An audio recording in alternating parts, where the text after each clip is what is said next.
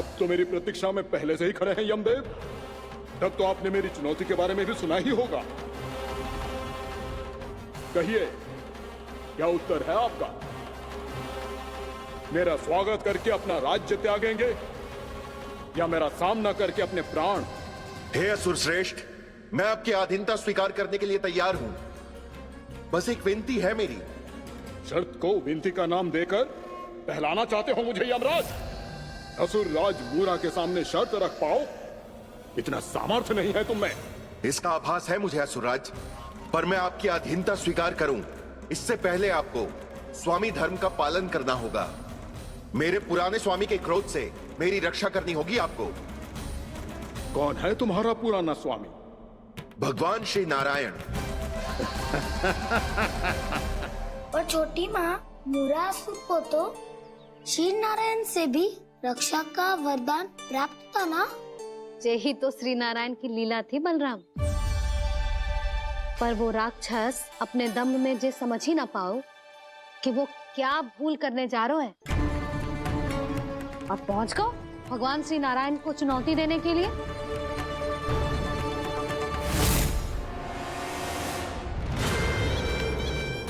वहीं ठहर जाओ असुर राजमोरा।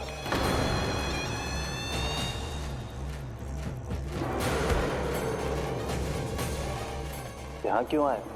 आपको पराजित करने और ये वैकुंठ जीतने, ताकि मैं यमलोक का स्वामी बन सकूं। फिर आओ, युद्ध भूमि में मेरा सामना करो।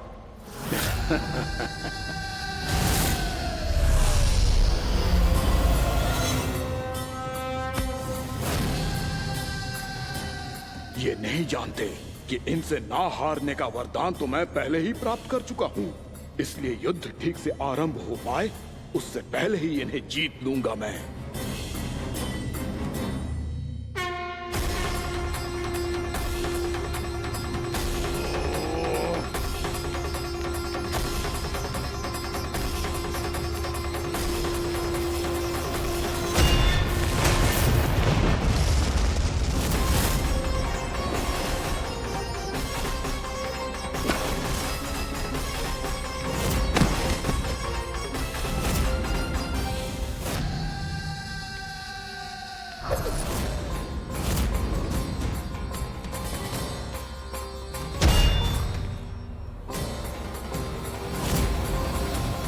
और इस प्रकार जे युद्ध वर्षों वर्षों तक चलता रहो।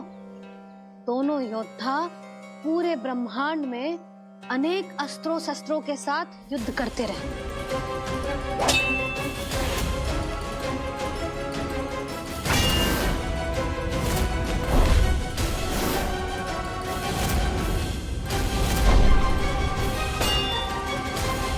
फिर क्या हुआ मैया?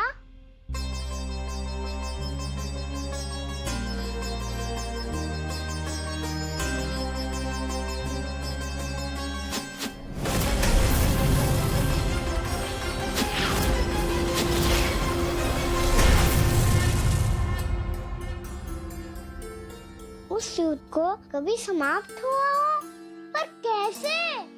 शीघ्र ही वो राक्षस थक गौ लल्ला।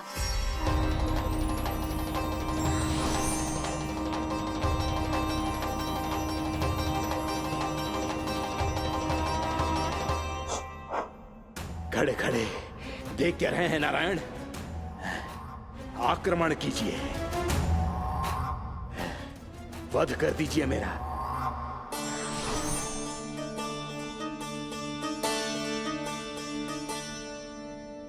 मैं तुम्हारी वीरता से प्रभावित हूं, इसीलिए इतनी थकान की स्थिति में मैं तुम जैसे वीर पर आक्रमण नहीं करूंगा। जाओ विश्राम करो। यदि फिर से युद्ध करने की इच्छा हो तो तुम्हारा स्वागत होगा।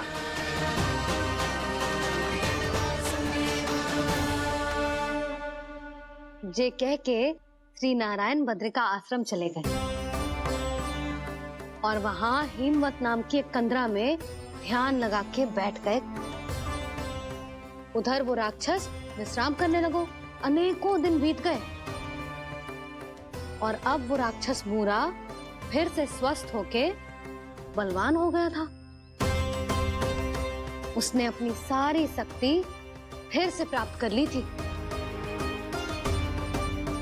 श्री नारायण ने उस पर दया करी थी, पर वो फिर से श्री नारायण को छलने को तैयार होगा।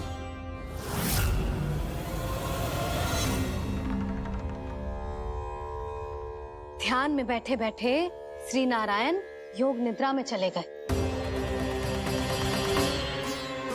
पर दुष्ट मूरा इसी अवसर का लाभ उठा के उनकी कंदरा में घुस आयो, ताकि वो सोते हुए श्री नारायण पे आक्रमण कर सके।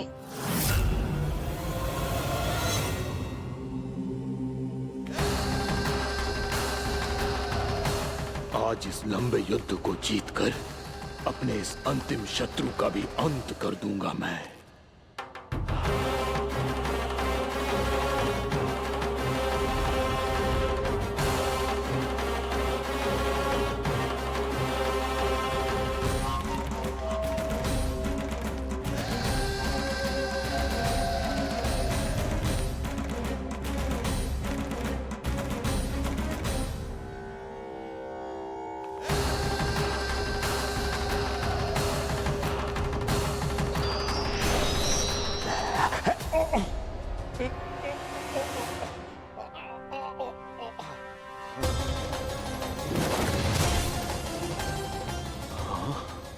दुष्ट राक्षस,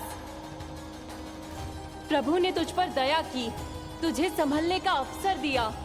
तू इन्हीं पर ही छल से वार करने चला है।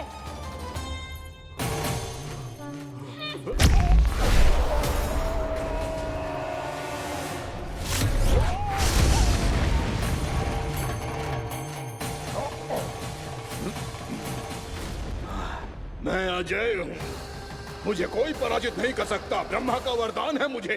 तूने नारायण से अपराजय होने का वरदान मांगा था मूर्ख, उनकी शक्ति से नहीं। ध्यान से देख, मैं तेरी मृत्यु हूँ, मृत्यु।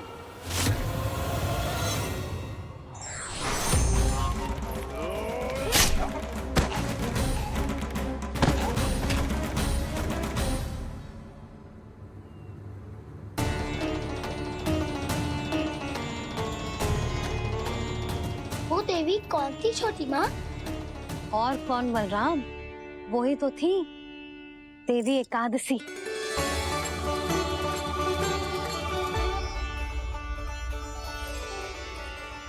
मुझे क्षमा कीजिए प्रभु, आपकी आज्ञा के बिना ही युद्ध करके आपके शत्रु को मृत्यु के घाट उतार दिया। क्षमा नहीं, आपकी तो प्रशंसा होनी चाहिए देवी। असुर राज को मारकर आपने सभी देवताओं को मुक्त करवाया है। इस पापी के अहंकार से तीनों लोकों की रक्षा की है आपने। आप एकादशी की तिथि पर मेरी एकादश इंद्रियों से उत्पन्न हुई हैं। इसीलिए मेरे सभी भक्त आपको उत्पन्न एकादशी के नाम से जानेंगे।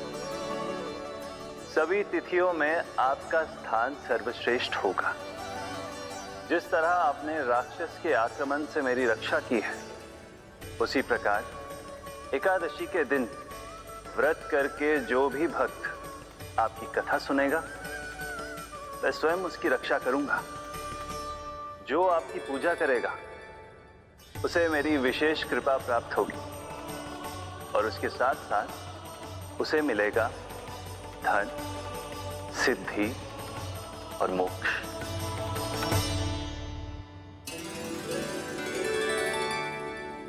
इसीलिए आज के दिन व्रत रखने का बहुत अधिक महत्व होता है।